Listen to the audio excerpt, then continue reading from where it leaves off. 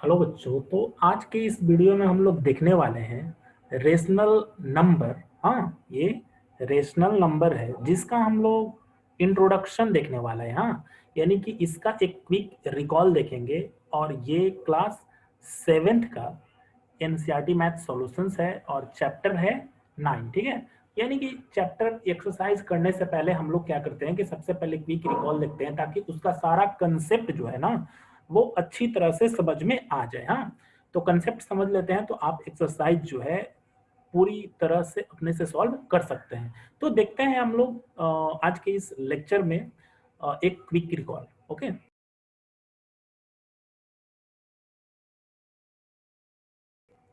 तो जैसा कि हमने यहाँ पर कुछ टर्म्स जो है लिख रखा है जो कि काफी इंपॉर्टेंट है रेशनल नंबर से रिलेटेड। तो फर्स्ट बात आती है रेशनल नंबर। हाँ, तो रेशनल नंबर समझते हैं कि क्या है।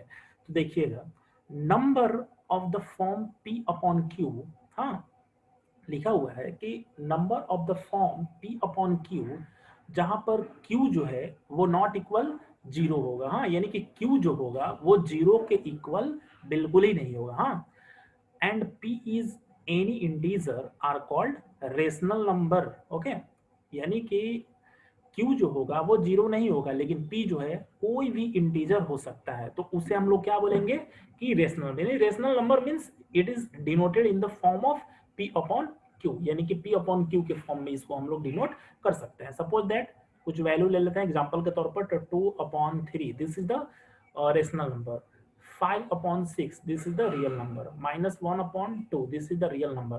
अब बोलिएगा कि 1/0 या 2/0, तो ये बिल्कुल भी रेशनल नहीं होगा क्योंकि q जो है यानी कि p बाई क्यू डिनोमिनेटर, यानी q तो डिनोमिनेटर है ना जी, तो डिनोमिनेटर कभी भी जीरो नहीं होना चाहिए। हाँ, आई होप कि समझ में आ गया होगा रेशनल नंबर। नेक्स्ट टर्म्स देखते हैं, कह रहे हैं कि every integer is a rational number. हाँ, यानी कि जितने भी इंटीजर्स होते हैं, हाँ इंटीजर्स जितने भी होते हैं वो रेशनल होते हैं, but a rational number need not be N integer. हाँ, तो बार बार ये इंटीजर वर्ड जो आ रहा है तो आपके मन में ये चल रहा होगा आखिर ये इंटीजर क्या है। तो एक शॉर्टकट में आपको बताते चलूं कि एवरी निगेटिव, हाँ every negative and positive included with zero are called integers. हाँ, यानी कि निगेटिव जितने भी नंबर है, हाँ जितने भी नंबर निगेटिव और पॉजिटिव और साथ साथ उसके साथ जीरो भी रहेगा उसे हम लोग इंटीजर बोलेंगे। यदि निगेटिव रहेगा तो उसे negative integer, and positive value रहेगा तो उसे हम लोग पॉजिटिव इंटीजर बोलेंगे। हाँ, सपोज दैट कि यदि हम लोग लिखते हैं -3 -2 -1, तो अब राइट साइड में भी हम लोग 1 2 3, तो ये सारा कॉम्बिनेशन जो है ये किसका आ गया कलेक्शन, यानी कि ये इंटीजर्स का कलेक्शन आ गया। ठीक है, तो कह रहा है कि जितने भी इंटीजर है वो रेशनल तो हो सकते हैं लेकिन रेशनल जो है वो इंटीजर नहीं हो सकता है, ये जरूरी नहीं है। हाँ, तो ये ऑब्जेक्टिव में आता है, फिल इन द ब्लैंक से टिक क्वेश्चंस पर, तो इसको आप लोग ध्यान में रखिएगा कि इंटीजर जो है रेशनल हो सकता है लेकिन रेशनल इंटीजर नहीं हो सकता है। नेक्स्ट आता है थर्ड नंबर पर, कह रहे हैं कि rational number p by Q is positive. हाँ, यानी कि rational p by Q positive होगा, कब होगा भाई, तो if p and q have the same science. हाँ, यानी कि दोनों का सेम यदि साइन हो, यदि पॉजिटिव पॉजिटिव दोनों हो तो उसे हम लोग पॉजिटिव बोलेंगे, यदि निगेटिव निगेटिव भी रहेगा तो भी हम लोग उसको पॉजिटिव बोलेंगे। But when p q are of the opposite signs then it is negative. कहने का मतलब इस चीज को एग्जांपल के थ्रू आप लोग समझिएगा अच्छे से। सपोज दैट कि हम यहाँ पर लिख देते हैं p upon sorry p upon नहीं, इसको हम लिखते हैं 2/3। तो 2/3 ये पॉजिटिव है, पॉजिटिव ये तो सबको को पता है। अब सपोज दैट कि यहाँ पर लिख देता है -2/-3।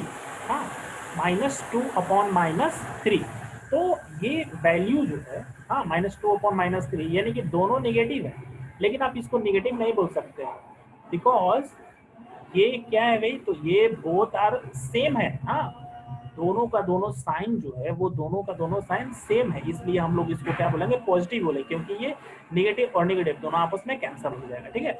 बट यही जब इस तरह से रहता -2/3, यानी कि देखिए अपोजिट साइन हो गया ना जी, देखिए यहाँ पर क्या कर रहा है कि अपोजिट साइन होना चाहिए, तो अपोजिट साइन हो गया, इट मींस कि एक निगेटिव हो गया दूसरा पॉजिटिव हो गया, तो उस कंडीशन में हम लोग क्या बोलेंगे कि ये निगेटिव रेशनल नंबर है। हाँ, तो आप ध्यान रखिएगा कि जब दोनों सेम रहेगा, देखिए ये पॉजिटिव पॉजिटिव दिख रहा है, पॉजिटिव है, यानी कि दोनों का सिंबल सेम है, यहाँ पर भी निगेटिव निगेटिव था, तो निगेटिव यानी कि दोनों कट के पॉजिटिव ही लास्ट में बनेगा, तो ये पॉजिटिव हो जाएगा, लेकिन ये जो है एक निगेटिव है और एक पॉजिटिव है, इसलिए हम लोग इसे निगेटिव रेशनल नंबर बोलेंगे, ठीक है। नेक्स्ट टॉपिक है, every positive rational number is greater than 0, यानी कि जितने भी पॉजिटिव हो जाएगा ना, यानी कि 2/3, ठीक है, 2/3 हो, जितने भी पॉजिटिव हो, 4/2 हो, तो ये सारे के सारे जो है वो ग्रेटर होते हैं 0 से, क्योंकि इसको जब आप डिवाइड दीजिएगा, देखिए 2 2 जा 4, तो 2 आया ना जी, तो 2 तो ग्रेटर है ना 0 से, ऐसे ही 3 से 2 में तो ये भी ग्रेटर रहेगा, 0 पॉइंट कुछ है, यानी कि 0 से ज्यादा आ रहा है तो ग्रेटर हो जाएगा। और एवरी निगेटिव रेशनल, यानी कि जितने भी आपको निगेटिव रेशनल नंबर मिलेंगे ना, वो सारे के सारे क्या हो जाएंगे, लेस देन 0, यानी कि 0 से वो लेस हो जाएंगे। कहने का मतलब यदि -1/3 है, तो ये माइनस में वैल्यू कुछ भी दे, तो 0 कुछ भी दे, तो ये तो 0 से माइनस, यानी कि यहाँ पर 0 है ना जी, ये सब 0 के पहले है, देखिए यहाँ पर समझा है, तो यहाँ पर समझा है ना कि निगेटिव जो होता है वो 0 से पहले होता है, यानी कि छोटा है, और पॉजिटिव जो है वो 0 से हमेशा बड़ा है, इसलिए उसके आफ्टर में, ठीक है, आपको ध्यान रखना है। नेक्स्ट टॉपिक आता है, हम लोग कह रहे हैं कि if there are two rational numbers with a common denominator, हाँ कह रहा है कि दो, आपको रेशनल की बात कर रहा है जिसका डिनोमिनेटर जो है ना वो कॉमन है, सपोज दैट दोनों का कॉमन है, सेम है, then one with the larger numerator is larger than the other. ये चीज को समझिएगा, बहुत अच्छा है, कह रहा है कि when if there are two rational numbers, दो रेशनल नंबर है विद द कॉमन डिनोमिनेटर, जिसका डिनोमिनेटर जो है ना, डिनोमिनेटर सेम है, सपोज दैट हम लोग ले लेते हैं 1/2 और दूसरा ले लेते हैं 2/2, ठीक है। तो देखिए, तो ये 2 और ये 2 दोनों का कॉमन डिनोमिनेटर हो गया, देन का कह रहा है कि then one with the larger numerator, यानी कि जिसका लार्जर न्यूमरेटर होगा वही लार्जर देन द अदर, यानी कि वही लार्जर होगा, न्यूमरेटर में ये देखिए, तो ये वाला जो है 2 लार्जर है ना जी, तो इसीलिए ये जो है 2/2 ये ग्रेटर हो जाएगा 1/2 से, ठीक है।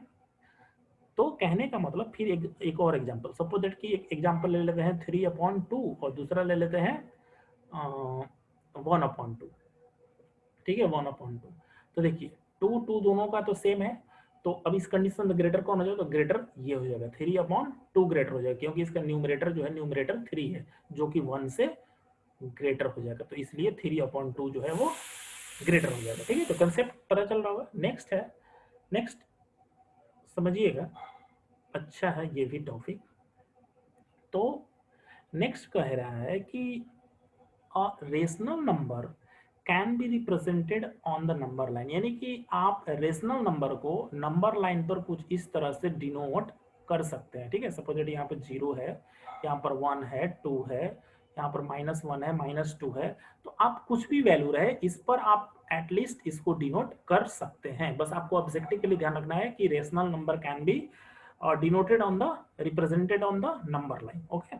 Now next, the additive inverse of a by b is -a/b। देखिए एक नया टर्म्स है जो कि बहुत ही इंपॉर्टेंट है एग्जामिनेशन पॉइंट ऑफ व्यू से, और इससे एक्सरसाइज में क्वेश्चंस बहुत सारे पड़े हुए हैं। तो एडिटिव इनवर्स बोला जाता है, यानी कि जब कोई पॉजिटिव वैल्यू रहता है तो उसको सीधे हम लोग क्या कर लेते हैं, निगेटिव में चेंज कर लेते हैं, हाँ, और जब निगेटिव में रहेगा तो उसको पॉजिटिव में चेंज कर लेंगे। अब सब आपसे क्वेश्चन बोल देगा कि find out the additive inverse of 1/2, ठीक है। तो 1/2 का एडिटिव इनवर्स क्या हो जाएगा, -1/2, और सेम इसका अपोजिट, यदि -1/2 का एडिटिव इनवर्स पूछे तो ये हो जाएगा 1/2, ठीक है। ऐसे ही 3/2 का क्या हो जाएगा, -3/2, और -3/2 का क्या हो जाएगा, 3/2, ओके।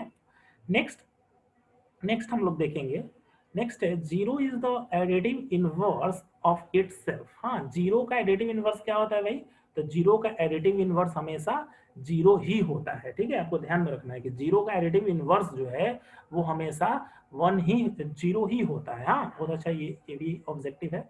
और नेक्स्ट है कि द मल्टीप्लीकेटिव इनवर्स, हाँ अब ध्यान दीजिएगा, एक नया वर्ड आ रहा है कि द मल्टीप्लीकेटिव इनवर्स, और मल्टीप्लीकेटिव इनवर्स को ही ज्यादातर हम लोग रेसिप्रोकल के नाम से जानते हैं। हाँ, तो reciprocal of A upon B, यानी कि ए अपॉन बी का जब रेसिप्रोकल करिएगा तो सेम इसका अपोजिट हो जाएगा, यानी कि ए बाई बी है ना, तो ये हो जाएगा बी बाई ए। कहने का मतलब कि न्यूमरेटर जो है, न्यूमरेटर वो डिनोमिनेटर पे चला जाएगा और डिनोमिनेटर न्यूमरेटर पर आ जाएगा। कहने का मतलब इसका एग्जाम्पल यदि लिया जाए तो सपोज दैट कि 2/5 और इसका रेसिप्रोकल करने के लिए बोले तो ये हो जाएगा 5/2। ठीक है, सिंबल से घबराने की जरूरत नहीं है। सपोज दैट कि ये रहेगा यदि -1/2, तो ये हो जाएगा क्या, ये 2 ऊपर चला जाएगा और ये डाउन में आ जाएगा 2/-1। ठीक है, तो इस तरह से मल्टीप्लीकेटिव इनवर्स, और ध्यान में बस यही रखना आपको ना कि ये मल्टीप्लीकेटिव इनवर्स को ही हम लोग रेसिप्रोकल भी बोलते हैं। हाँ, नेक्स्ट, और इस चैप्टर का यानी कि ये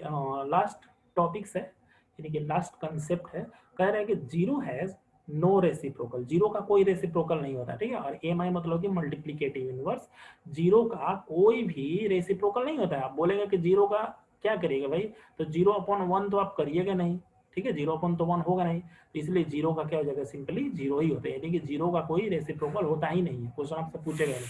और नेक्स्ट है the multiplicative inverse of one, यानी कि वन का मल्टीप्लीकेटिव इनवर्स 1/1 होता है ना जी, तो वन यानी कि वन हिडन है, तो वन का वन निकाले तो क्या 1/1, यानी कि वन ही आएगा फाइनली। तो ये भी याद रखना है, बहुत ही इंपॉर्टेंट है कि वन का वन होता है और जीरो का कुछ नहीं होता है। साथ ही साथ यदि -1 का निकालिएगा तो भी -1 ही होगा। हाँ, अब कहिएगा कि -2 का -2 होगा, तो नहीं, -2 का बिल्कुल -2 नहीं होगा। -2/1 यानी 1 हिडन है, तो ये हो जाएगा ये 1/2, और 2 जो है ये माइनस में आ जाएगा। ठीक है, तो आई होप कि जितना भी हमने बताया यहाँ पर कंसेप्ट आपको अच्छे से समझ में आ गया होगा।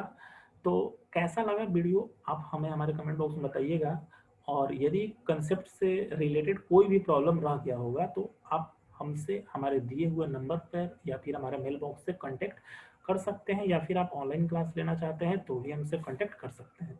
तो इसी तरह से मिलेंगे हम लोग नेक्स्ट वीडियो में नेक्स्ट कंसेप्ट के साथ। तब तक के लिए गुड लक, बाय बाय।